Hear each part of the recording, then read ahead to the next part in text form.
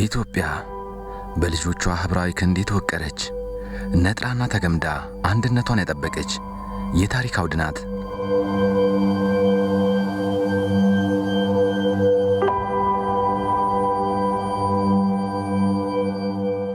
ለሀገራቸው ከፍታ ደማቸውን አፍስሰው አጥንታቸውን ከስክሰው ነፃ ሀገርነቷን በዓለም መድረክ ያንጸባረቁ ልጆቿ እልፍ ናቸው።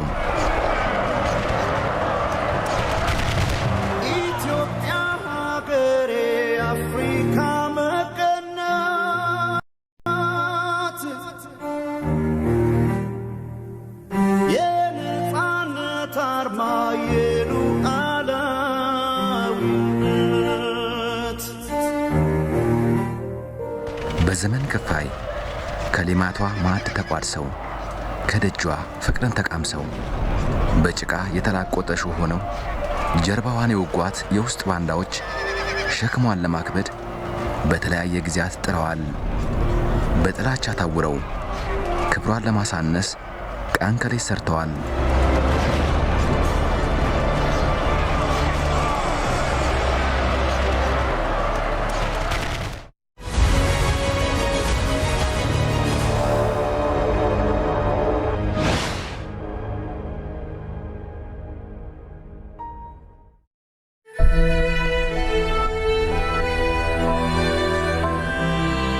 ለሰው ልጆች ሁሉ የኑሯቸው ማረጋገጫ የነጻነታቸው ማጎልበቻ ዋስትናቸው ነው ሰብአዊና ዴሞክራሲያዊ መብቶች።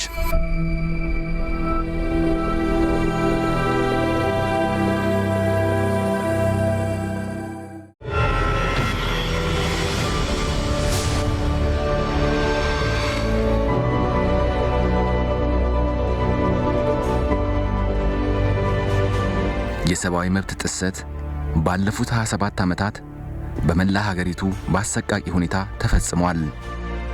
ዜጎች በማንነታቸው ተለይተው የማያባራ ሰቆቃ ደርሶባቸዋል። በአንዳንድ አካባቢ ከአውሬ ጋር ታስረዋል።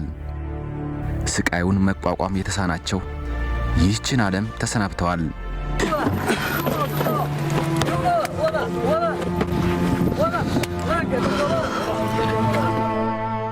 مدير أفرنين أنوان خصوصاً أنوان حق بدنا هاي أنا وحيق يهيسي ለረጅም ጊዜ አራት ወንዶች እጃችንን በካቴና ስላሰሩን ራሳችንን መቆጣጠር ተስኖን ነበር። አስታውሳለሁ። ወደ ወንዝ ዳርቻ ወሰዱን። ከዛም ለአንድ ሰዓት ገደማ በውሃ ደፈቁን። ትንፋሽ አጥሮን ስንሰቃይ በጣም ይቀልዱብን ነበር። በተለይም ሻማ የተባለው ግለሰብ በየደቂቃው በከፋ ሁኔታ እያሰቃየን ስለመሆኑ መረጃ ይልክ ነበር። በተዳከመ አካላችን ትንፋሽ እንዲያጥረን ሲያደርጉን ስቃዩ በጣም ይከብዳል። ግፋቸው ወሰን የለውም። ራሳችንን እስክንስት ድረስ አየር እንዳናገኝ ያደርጉን ነበር።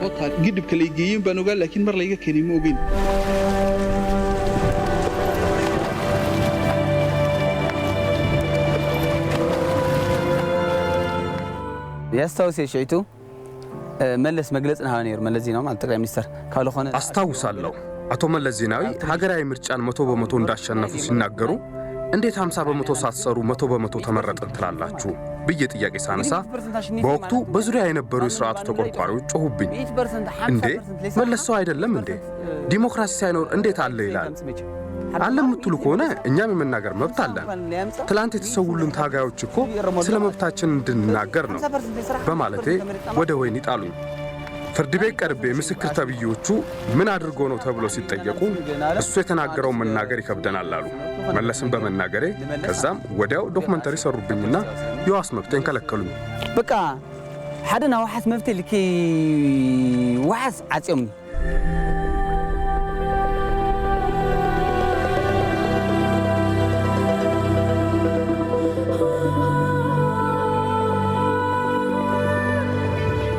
አርና አኻ ማለት ሳኻሊ ብሔርኻ ማለት ይወጣ ኻሊ ስኻስ ኢትዮጵያዊ ሆንከ ማለት አንተ አረና ነህ ማለት ለነሱ ኢትዮጵያ አይደለም። ቤተሰብ ተጠርቶ ልጃችሁ አረና ነው ተብለው እንዲሸማቀቁ ይደረጋል። ህወሓት እያለ ትግራይ ውስጥ ስራ የመስራት መብት ብቻ ሳይሆን በተፈጥሮ የምታገኘውን እንኳን እንዴት አመጣኸው ብለው ይጠይቁሃል። ዳህጹ የሚባል የማሰቃያ እስር ቤት አለ። እዛ የገባ ታሳሪ በሕይወት አይወጣም። ተክለወይኒ ገብረ ጻድቅ የሚባል እስረኛ በነመለስ ተመስክሮበት 22 ዓመት ካሰቃዩት በኋላ በገመድ አንቀው ገደሉት። ከዛ በኋላ ራሱን በገመድ አንቆ ሞተ ብለው ተናገሩ። በርካቶች በዚህ መልኩ ተሰውተዋል። በገመድ ራሳቸውን አጠፉ ካሉ ማንኛውም እስረኛ እኮ ገመድ ይዞ እንዲታሰር አይፈቀድለትም። የሚናገሩት ነገር አያሳምንም። ባቤት ገመድ ዝተሐኒው ገመድ ሐሚ ገይሩ ሒዛአቲ መናምጽሉ እስረኛ እንደነ ገመቹ ተዘቅዝቀው የተሰቀሉት እንደነ ኢቢሳ አዱኛ ከመኪና ኋላ ከነዮታቸው ተጎተቱት። ደምቢዶሎ እናት ልጇ አስከሬን ላይ ተቀመጠች። የጨለንቆ የነቀምት የአምቦ የሻኪሶ የኦሮሚያ የሻሸመኔ የምን ለቅሶ ፈጽሞ ልናገር በኦነግ ስም እኮ ነው እነዛ ሰዎች ይደበደቡና ይገረፉ የነበሩ።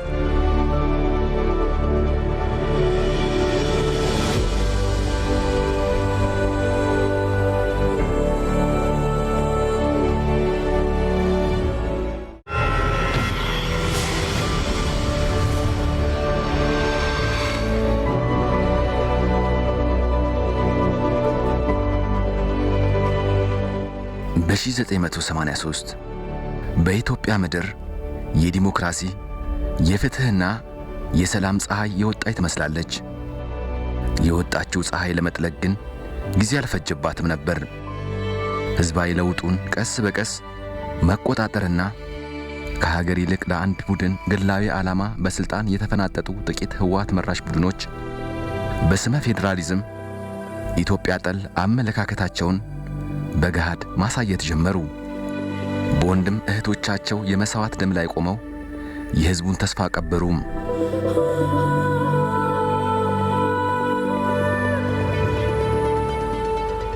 ለብሔረሰቦች እኩልነት ታገልኩ ቢልም ላዩን በፕሮፓጋንዳ ብዙሃኑን እያታለለ የህዝቡን መብት ያስከበረ በመምሰል ውስጡን በዜጎች መካከል አብሮነትና መተማመን ጠፍቶ እርስ በእርስ በጥርጣሬ እንዲታዩ አድርጓል።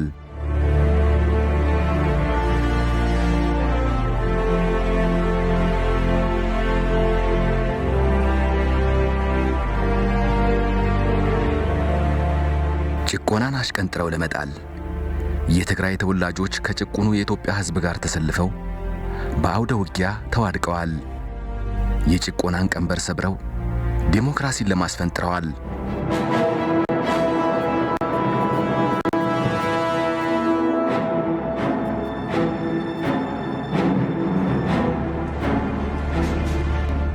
የትግራይ እናቶች ነገ ይነጋል በሚል ተስፋ ልጆቻቸውን ቢገብሩም በወንበዴው ስውር ሴራ ተስፋቸው ተቀልብሷል። ቡድኑ በወተት ውስጥ ያለ መርዝ ሆኖ በስማቸው ነግዷል።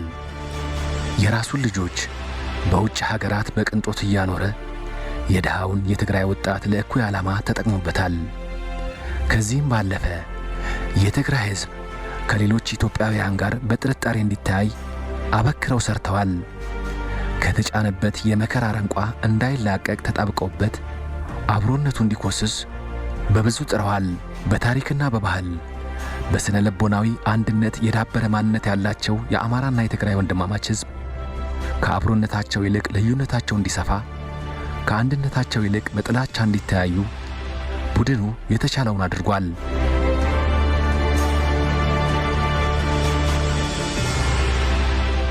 ትግራይ እኮ ማንም ሊፈርደው በዓል ትዝል በዓል ይፈልጥ። በትግራይ ውስጥ ህዝቡ በድህነት ውስጥ ሆኖ ዛሬም ይማቀቃል። ንጹህ የመጠጥ ውሃ እንኳን የለም። ተጠቃሚዎቹ ጥቂት የአቦይ ስብሃት ኔትወርክ ናቸው። የአድዋ ነዋሪ እንኳን ሙሉ በሙሉ ተጠቃሚ ነው ለማለት አያስደፍርም። አድዋለስ ሙሉ ሲሆን አድዋለ ተጠቃሚ ሲሆነቲ ስብሃታው እንባል ነው ቤተሰብ አምዚ አልተታሐዚው። ህወሓት ማለት ስብሃት ነጋ ነው እንዴ? ህወሓት ማለት ደብረ ጽዮን ነው? የብርሃነ ጋኖ እናት አሉ መንገድ ላይ ይለምናሉ። ህወሓት ማን ነው? ልጆቹን የገበረው ነው ወይስ እነዚህ በስልጣን ላይ ተቀምጠው እንዴት ለነ ስብሃት ይመለካል? እንዴት ለነ ደብረ ጽዮን ይመለካል?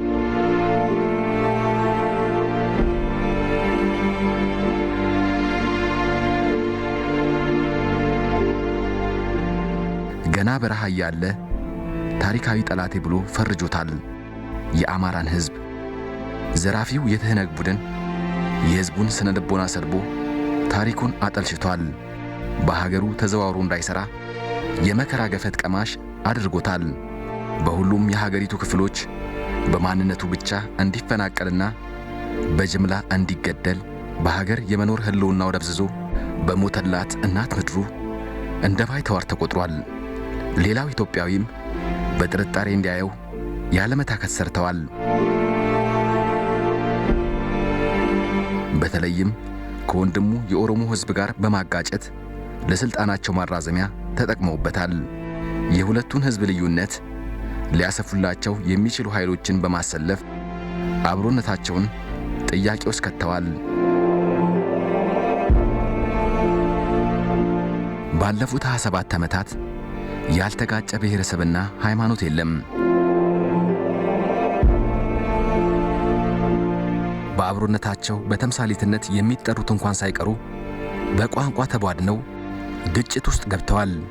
አማራ ከኦሮሞ፣ ኦሮሞ ከሶማሌ፣ ሶማሌው ከአፋር፣ ሲዳማው ከወላይታ፣ ጉራጌው ከስልጤ በላይ ንብረት ጠፍቷል።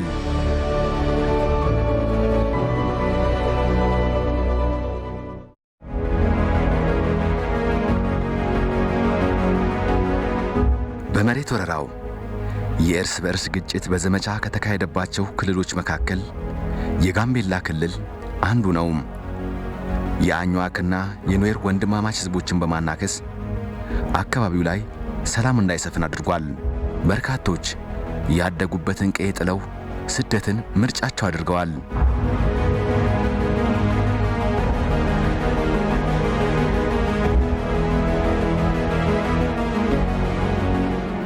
ገና ከመነሻው ኢትዮጵያንና ኢትዮጵያዊነትን የሚያንቋሽሸው ጽንፈኛው ቡድን የዜጎች ልዩነት ሰፍቶ ሀገሪቱ የመፍረስ አደጋ ውስጥ እንድትገባ ያልፈነቀለው ድንጋይ የለም።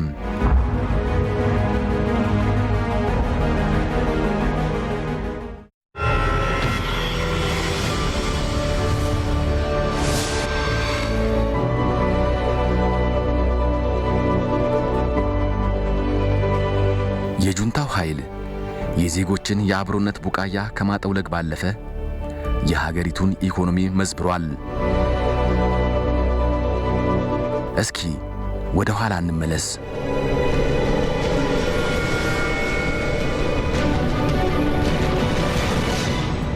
የቡድኑ የኢኮኖሚ ማማና ካስማ የሆነው ማኅበረ ረድኤት ትግራይ በረሃ እያለ በ1978 ዓመተ ምህረት ተመሠረተ። በ1977 በሀገሪቱ የተከሰተው ድርቅ ከዓለም አቀፉ ማኅበረሰብ በረሃብ ለተጠቃው ለትግራይ ሕዝብ የሚላከውን ገንዘብ ነጥቆ ለራሱ የፖለቲካ ዓላማ በመዋል ደርግን ለመጣል ተጠቅሞበታል።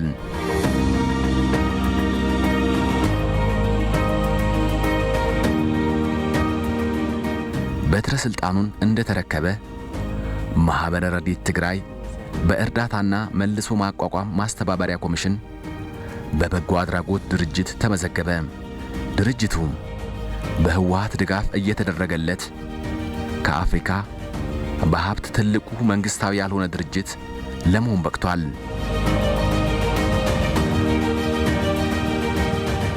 በኢንዶመንት ደረጃ ምናልባትም ከጫካ በነበሩ ጊዜ አቋቋማቸው ትልልቅ ተቋሞች ናቸው የነበሩ። እነዚህ ተቋማት ሲቋቋሙ ፖለቲከኞች ሀብትን የሚያግበሰብሱበት የራሳቸውን ጥቅም ብቻ መሰረት ያደረገ የሚከተሉበት በፖለቲካ የያዙትን ስልጣን በምጣኔ ሀብት የሚደግፉበት ነገር የማድረግ ነገር ነው የተደረገው።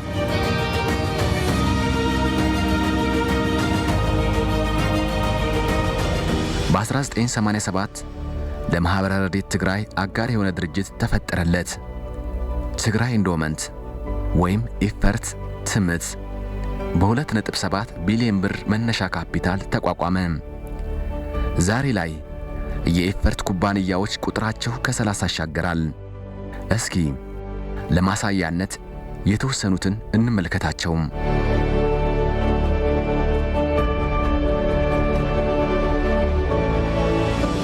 በኢፈርት የተቋቋመው መስፍን ኢንዱስትሪያል ኢንጂነሪንግ በመቀሌ ከተማ በ1992 በ7 ሚሊዮን ብር ካፒታል ተመሠረተ። በ2010 ጠቅላላ የካፒታል ገቢው ከ493 ቢሊዮን ብር በላይ እንደሆነ ጥናቶች ያሳያሉ።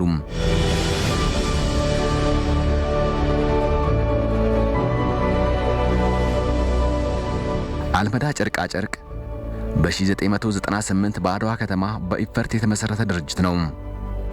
ፋብሪካው ዘመናዊ የጨርቃ ጨርቅና የተለያዩ አልባሳቶችን ያመርታል። የጥጥ ማዳወሪያ፣ የመፍተያ፣ የማቅለሚያና ሁሉን አቀፍ ማምረቻ ያካተተ ነው። የስዊዝ፣ ሆላንድ፣ የጀርመንና የጣሊያን ስሪት ማሽኖች ተገጥመውለታል።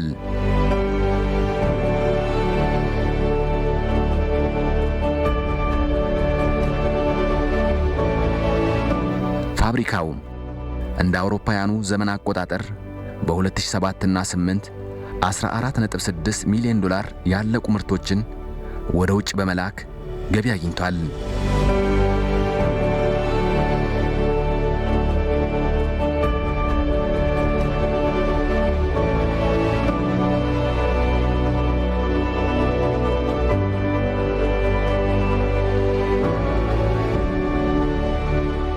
ጉና ትሬዲንግ ሃውስ ኮንስትራክሽን በ1985 በኢፈርት የተቋቋመ የንግድ ድርጅት ነው። ድርጅቱ ሲመሰረት ካፒታሉ 10 ሚሊዮን የአሜሪካ ዶላር ነው። በ2010 ዓመተ ምህረት በዓመት የሚያንቀሳቅሰው ገንዘብ $60 ሚሊዮን ደርሷል። በቀዳማዊ ኃይለ ሥላሴ ዘመን የጀመሩ የግሉ ዘርፍ ባለሀብቶችን በማዳከም የራሱን የኢኮኖሚ ኤምፓየር በመገንባት በሁሉም ዘርፍ ተሳታፊ በመሆን ሌሎችን ከጫወታ ውጭ እንዲወጡ በማድረግ የኢኮኖሚ የበላይነቱን ይዟል።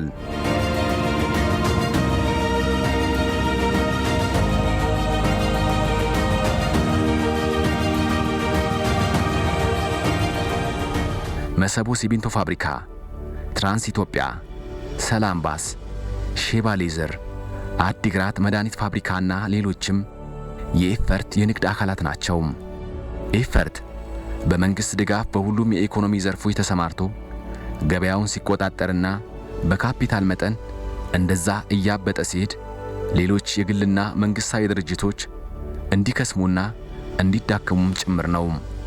ኢፈርት እጅግ አስገራሚው ነገር በበጎ አድራጎት የተመዘገበ ድርጅት ሆኖ ተግባሩ ግን ለትርፍ የተቋቋመ መሆኑ ነው።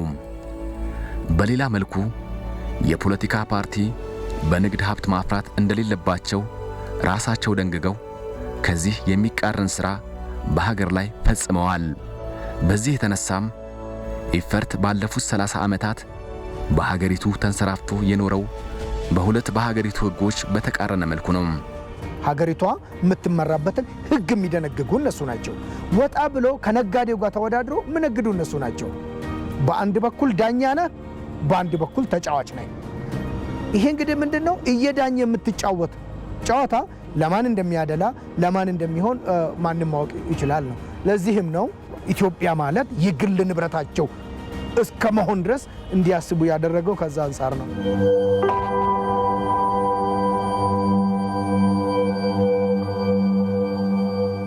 አዲስ አበባ የሀገሪቱ የኢኮኖሚ እንቅስቃሴ በከፍተኛ ሁኔታ የሚካሄድባት ከተማ ናት። ባለፉት 27 ዓመታት የጁንታው ቡድን ከወረዳ እስከ ከተማ አስተዳደር የራሱን የፖለቲካ አሰላለፍ በማዋቀር ከፍተኛ ብዝበዛና ምዝበራ ያደረገባት ከተማ ናት።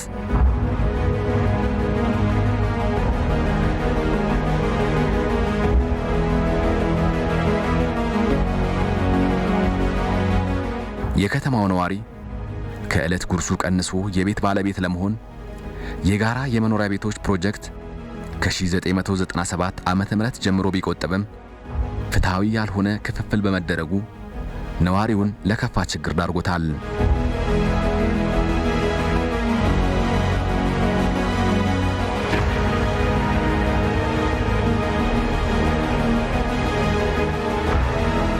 የአንጃው ኃይል ከተማዋን በመቀራመት ሰፋፊ መሬቶችን የግል ንብረቱ አድርጓል።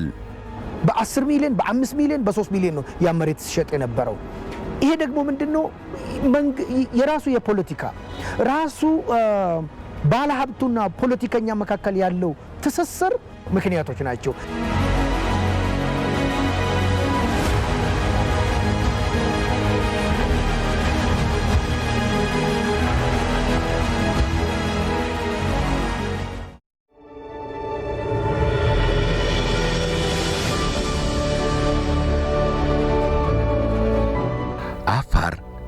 የሀገሪቱ ከፍተኛ የጨው ምርት የሚገኝበት ስፍራ ነው። የአፋር ሕዝብ ከበረሃው ሐሩር ጋር ተጋፍጦ የኑሮን መንገድ ለማቅለል የሚተጋ ሕዝብ ነው። የላቡን ፍሬ ለመልቀም ግን አልታደለም። ከጁንታው ቁንጮች መካከል አንዱ የሆነው አስመላሽ ወልደ ሥላሴና ግብረ አበሮቹ በቂ የሆነ የማህበራዊ አገልግሎቶች ሳይገነቡለት የጨው ሀብቱን ያለ ከልካይ ኪሳቸውን አደልበውበታል። በወንበዴው ቡድን መሬቱን ተቀምቶ የጨለማን ሕይወት እንዲመራ ተፈርዶበታል።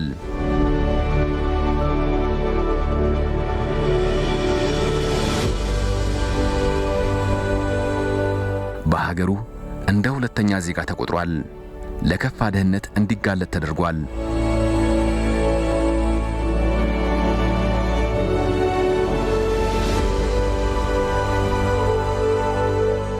ለፖለቲከኞቹ ጉልበታቸው እንዲፈረጥም ነው በምጣኔ ሀብት ሲረዳቸው የነበረው። ያ ነገር ደግሞ የፖለቲካ ጉልበት ካለ የምጣኔ ጉልበት በአንድ በኩል ካለ አምባገነን የማትሆንበት ምንም ምክንያት የለውም። በዛ ምክንያት አብዛኛው ህዝብ ከድህነት ወለል ወይ ደግሞ ድሃ ሆኖ ሲቀር ጥቂት መንግስትና መንግስት ጥግ ያሉት ባለሀብቶች ሰማይ ድረስ እስኪደርሱ ድረስ ሚሊዮነር መሆን የቻሉበት በዚህ ምክንያት ነው።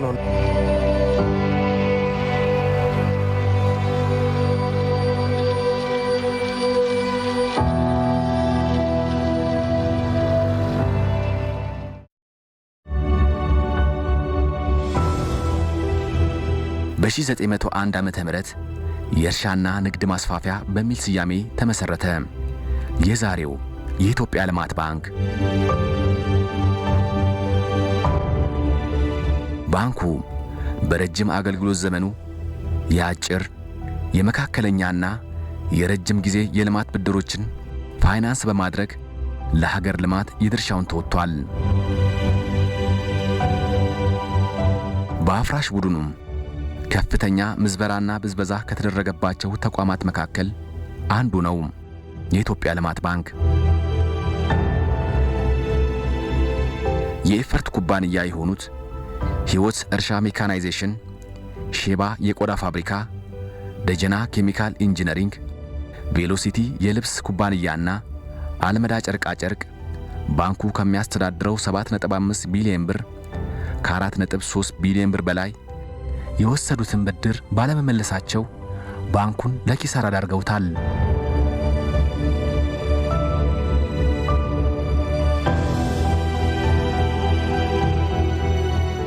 ደግሞ ሰው እንደ አዲስ ፋርማሲካል የመሳሰሉ ፕሮጀክቶች ናቸው ቀድሞ የተቋቋሙት እና ከፍተኛ የሆነ ገንዘብ ፋይናንስ ተደርጓል። ከፖሊሲ ጀምሮ ተጽዕኖ ሊኖር ይችላል። አይካዲስ በወቅቱ ለሀገሪቷ ትልቅ ኢሜጅ ቢልድ ስላደረገ እንዲያውም ክፈል ልንለውም አይገባም የሚባልበት ሁኔታ ሁሉ ነበር። ሰውየው ክፈል ተብሎ ጫና ሲደረግበት ቀጥታ የሚሄደው ወደ ጠቅላይ ሚኒስቴር ነው እና ኮሚኒኬሽኑም ከዛ ጋር ነበር።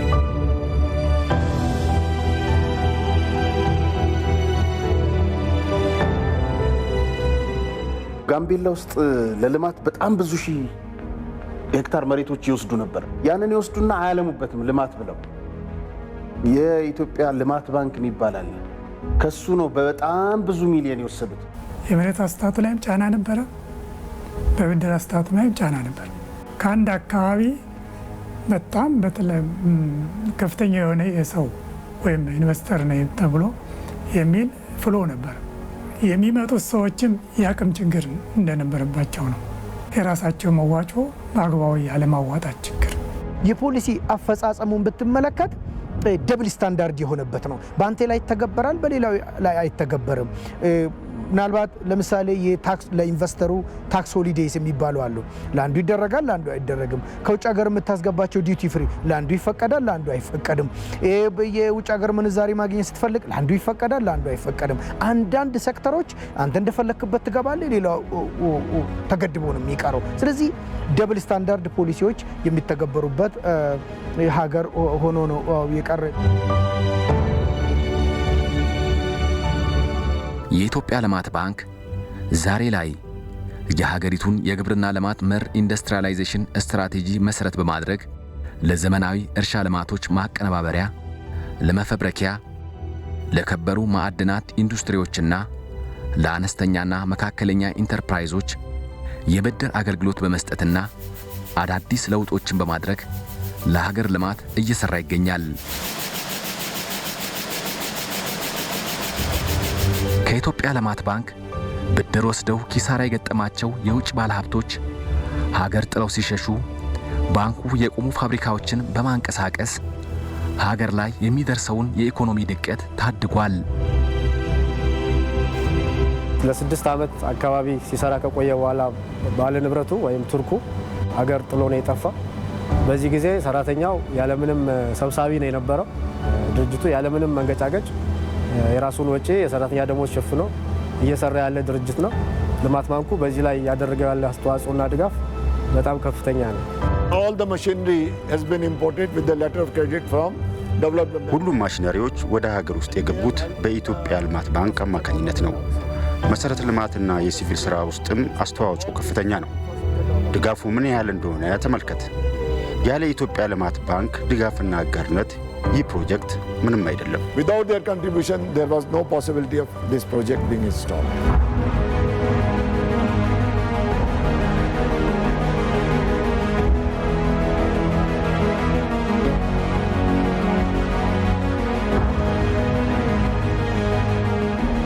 የሁሉ ማደሪያ የሆነችው ኢትዮጵያ ባለፉት 27 ዓመታት በጁንታው ፊት አውራሪነት ሌብነትና ሙስና ተንሰራፍቶባት በየፈርጁ የበደል አዝመራዋን ስታጭድ ኖራለች። በዚህም ለዘመናት በፍቅር ቃጫ የተገመደ የልጆቹ አብሮነት ደብዝዟል። ብሔርተኝነት፣ ጎሰኝነትና ጎጠኝነት በከፋ ሁኔታ ታይቷል። መለያ ሰንደቋ ረክሷል።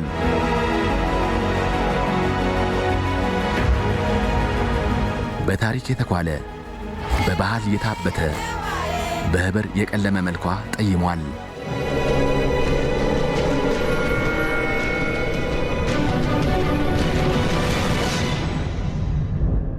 አንደኛውን ጁንታ አባርደን ሌላ ጁንታ እንዳንሆን ጥንቃቄ ያስፈልጋል። ይሄ ጁንታ ነው አማራ፣ ኦሮሞ፣ ትግሬ ምናምን እያለ በዘር ያባላል። በዘር የምንጠላ ከሆን እኛም ጁንታዎች ነን ማለት ነው። ስለዚህ ግጭት እንዳይኖር ማድረግ፣ በብሔር መከፋፈል እንዳይኖር ማድረግ፣ ከደህንነት ትራፕ ካልወጣን፣ ወደ ብልጽግና ካልሄድን አትጠራጠሩ፣ ከጁንታ ኤክስ ይቀርና ከጁንታ ዋይ ጋር እንዋጋለን። እንደዚህ ከሚሆን ከውጊያ ታሪክ እንድንወጣ በፍጥነት ወደ ብልጽግና መሄዳለን። በሀገር የመክበር ተስፋን የሰነቁ ተስፈኞች ስርዓቱ ባበቀላቸው ተውሳኮች ሀብት የማፍራትና የመለወጥ ሕልማቸው ጨንግፎ የዜሮ ድምር ጉዞን ተጉዘዋል። ሀብት ያፈሩትም ንብረታቸው ተወርሶ የአፍረት ቡልኮን ደርበዋል። ሰብአዊና ዲሞክራሲያዊ መብታቸው ተገፎ በፍትህ እጦት ማስነዋል።